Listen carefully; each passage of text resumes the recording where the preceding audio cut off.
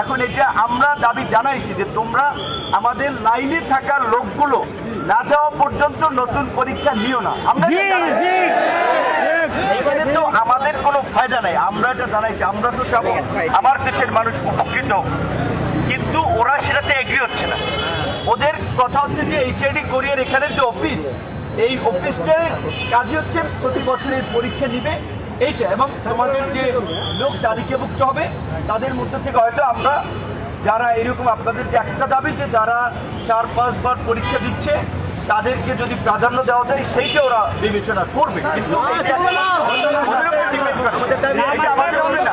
আপনারা নিশ্চয়ই যারা প্রবাসে যান মালয়েশিয়ার খবর জানেন। দেখেন মালয়েশিয়ার শ্রম বাজারটা কয়েক বছর পর পর বন্ধ। 2016 সালে খোলা হয়েছিল, 18 সালে বন্ধ, 22 সালে খোলা হয়েছে, আবার আপনার 21 সালে খোলা হয়েছে, আবার 24-এ বন্ধ। এখন মালয়েশিয়া সরকারের প্রধানমন্ত্রী এখানে আনোয়ার ইব্রাহিম আসছিল, আমাদের প্রধান উপদেষ্টা ডক্টর ইউনূস গেছে মালয়েশিয়া, কিন্তু আমরা খুলতে পারি নাই। তো কাজে এখন যদি আপনারা আন্দোলন করেন, আপনারা যদি যে দাবি দেওয়াগুলো করছেন ওদের পক্ষ থেকে কি করণীয় সেটা ওরা জানাইছে।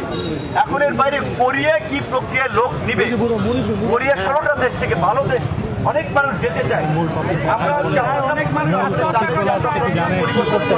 আমরা আবেদন করতে পারি, দাবি জানাতে পারি, আমরা সেটি জানিয়েছি।